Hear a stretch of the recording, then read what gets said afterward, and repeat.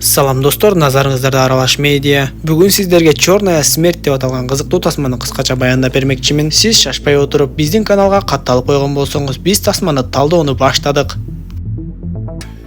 Тасма орто кылымда сүрөттөп 1348 жылдар экени айтылат. Бул кезде бүтүндөй Европаны чума оорусу каптап, дээрлик элдердин көпчүлүгү кырыла баштаган болчу. Башкы каарманыбыз Осмундтагы бул кара тумоо менен ооруду да шектелип, элдерге аралашпай өзүнчө бөлмөдө кармалып турган. Бирок анда ооруга байланыштуу симптомдор көрүнбөй жаткандыктан, Осмунд өзү дагы кайра-кайра суранып жатып, ал жактан чыгарып жиберишти. Эртең менен эрте эле Осмунд азыктарын алып өзүнүн сүйгөн кызына барат. Ал дароо эле сүйгөн кызы Аврилге бул жерде калуу сага өтө коркунучтуу болуп калды. Оору жугуп кала электе бул жерди таштап башка жакка кетип кал деп айтса, Аврил Осмундга экөөбүз бирге качып кетели деп аны дагы көндүргөнгө аракет кыла баштайт. Анда Осмунд дагы мен Кудай үчүн чиркөөгө кызмат кылышым керек деп болбой коюп, кызга атты мингизип жөнөтүп жиберет. Аврил болсо кетип жатып, токойдогу бир жерди айтып, ошол жерде Осмундту бир жума бою күтөөрүн айтат. Ал жөнөп кеткенден кийин Осмунд Кудайдан тиленип, Аврилдин артынан барамбы же бул жерде калып кызмат кыламбы? Деги эмне кылам? Мага бир белгиңди билдирип койчу деп жалынат.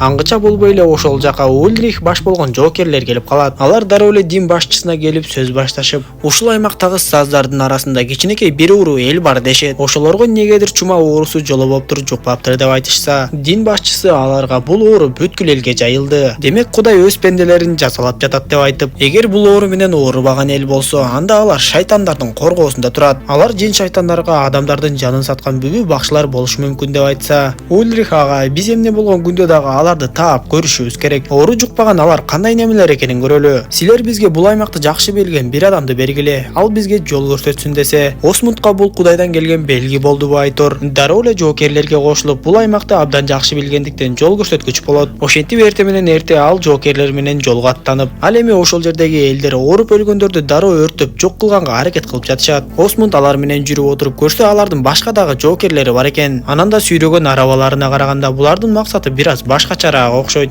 Жолдон алар бир канча адамдар бакчыны кармап байлап коюшуп, аны өлтүргөнү жатканын көрүшөт. Байланып турган аял күнөөлүү эместигин айтып жалынып жатса, Ульрих жоокерлери менен кирип барып элди алыстатып, жанагы ыйлап жаткан аялды бошототтан ары жака жетелеп барып, башкалар аны куткарып калды го деп ойлоп жатышса, Ульрих тескерисинче ал аялды тезирээк музда өлтүрүп салды. Кечинде алар бир жерге конушуп отту тегеректеп сүйлөшүп отурушканда, бул оору Францияда пайда болуп, башка жактарга тез тарап кеткенин айтышып, дагы башка ушул оору жөнүндө нерселерди сүйлөшүп отурушту. Осмунд Ульрихтен сураганда, Ульрих ага жооп берип, мен жанагы аялды тез өлтүрүп, көп кыйноодон сактап калдым. Антпесем элдер ал аялды өтө көп кыйноо менен өлтүрүшмөк деп айтып берет. Эртеси алар дарыяны бойлоп келе жаткан адамдарды көрүшүп, сүйлөшүп калышып, ал адамдар болсо Ульрихтин жоокерлерине, эгер мүмкүнчүлүк болсо сазда жашаган элдерге барбай эле койгула, анткени алар адам эмес эле чыныгы жырткычтарга айланышыптыр деп айтышат. Бирок албетте Ульрих бара жаткан жагынан баш тарткан жок. Алар жүрүп отурушуп, оорудан улам эч бир адам калбай калган айылга туш келишет. Ошол жерден өздөрүнүн эле арасындагы бир жоокер кара тумоого кабылып өлүм алдында тургандыгы билинип калат. Анда ал өлөөрдүн алдында күнөөлөрүнүн кечирилишин каалап, Осмунд монах болгондуктан алардын дини боюнча өзүнүн жөрөлгөлөрүн жазап, бүтөөрү менен эле жоокерлердин бири ал жоокерди сайып өлтүрүп салды. Ошентип алар андан ары жүрүп отурушуп, тоону ашып өтүп келишкенде, Осмунд төмөн жактагы туман каптап турган токойлордон тарта саздар башталарын айтат. Алар токойго киришип, кечинде бир үңкүрдүн жанына түнөп калышып,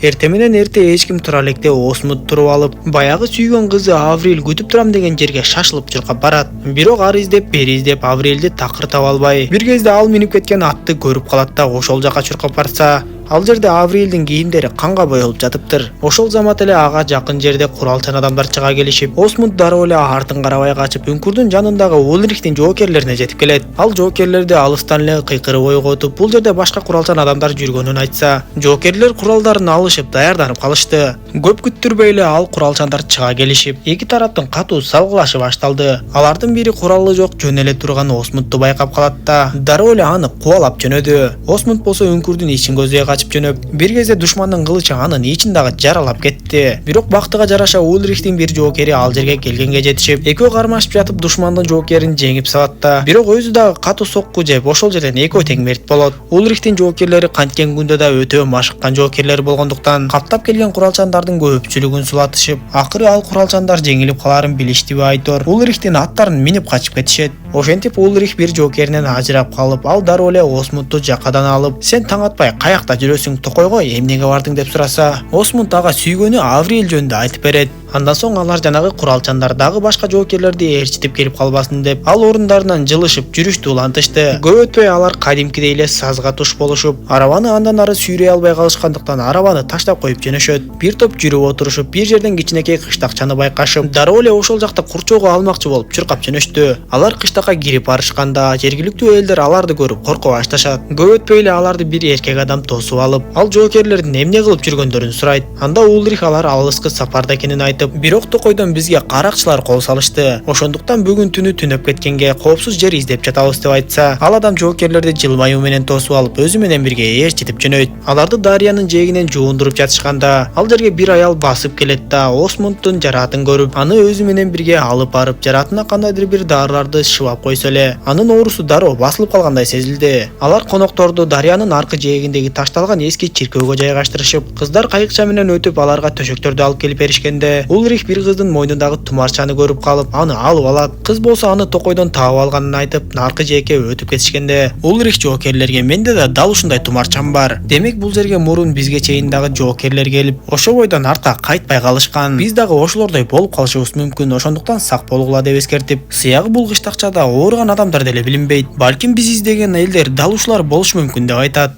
Келген коноктор үчүн майрам дагы уюштурушуп, эч нерсе болбогондой эле бардыгы тең ырдап чордоп жатканын көрөбүз. Бир кезде жанагы Лангива деген аял эч кимге билдирбей Осмундту өзүнө чакырат. Ал Осмундту бир бөлмөгө алып кирет да баягы сүйгөн кызы Авриндин өлүк денесин көрсөтөт. Биз бул кыздын денесин Токойдон таптык, бирок өкүнүчкө карай аны тирүү сактап кала алган жокпуз деп айтса, аны көргөн Осмунд эски чиркөөгө кайтып барып эле ыйлап баштайт. Бир кезде анын артынан Ульрих келип калып, Осмунд болсо ага балким биз адашып жаткандырбыз, бул жактагы элдердин эч бир күнөөсү жоктой сезилип жатат десе, Ульрих Осмундга бычакты берип, бул жердеги элдер балким биз ойлогондой шайтанга сыйынбашы мүмкүн, бирок баары бир алар Кудайга ишенбеген атеисттер экенин айтып, биз баары бир мындайларды жок кылышыбыз керек деп коет. Майрам дагы эле уланып жатты. Лангива Осмундту кайра эле өзүнө чакырып алып, аны кайсы бир тарапты көздөй ээрчитип сейилдемиш болуп эле, мен Ульрих жана анын жоокерлери бул жака эмне үчүн келгенин билем. Азыр мен сага бир нерсе көрсөтөм, ошондон кийин сен бизге кошуласың же Ульрихтин жоокерлерине кошуласың дегендей кылат. Анда Осмунд Токойду аралап карап турса эле, Лангива Токойдун арасындагы ак кийинген кыздарга кошулуп алып эле бир кызыктай нерселерди кыла баштады. Осмунд жакшылап карап турса эле, Лангива жер алдынан анын жанагы өлүп калган сүйгөн кызы Авринди тирилтип чыкканын көрөт. Аны көргөн Осмундтун оозу ачылып эле арты көздөй чуркап жөнөп, бир жердеги суудан өтөйүн деп жатып эле, ал жерде мурунку жоголуп кеткен жоокерлер асылып турганын көрөт. Ал эми Ульрих жана анын жоокерлери болушунча сактанганга аракет кылганы менен, алардын жеп жаткан тамактарында уктатуучу дарылар кошулгандыгын эч ким байкаган жок. Бир кезде бүт баарынын тең баштары айланып, эстерин жоготушат. Эртеси алар дарыянын жээгиндеги сууда таңылып турган абалда ойгонушат. Ал жерге жергиликтүү элдер чогулушуп, Лангива дагы алардын алдына чыгып эле сөзүн баштап калат. Ал элдерге бул адамдар бизге жөн келишкен жок, алар бизди жок кылууга келишти. Ишенбесеңер, биз алардын курал жарактары сакталган арабасын дагы таап алдык деп, баягы калып калган арабасын дагы сүйрөтүп келип коюптур. Андан соң Лангива жоокерлерге азыр баарыңар тең о дүйнөгө кетесиңер. Эгерде силер өз кудайыңардан жана диниңерден баш тартып бир гана мага сыйынсаңар гана аман калышыңар мүмкүн деп айтса, албетте жоокерлер өз динин бекем кармап, Лангиванын айтканына көнбөй коюшат. Анда Лангива алардын бирөөсүн алып чыгып, колу бутун мык менен кактыртып,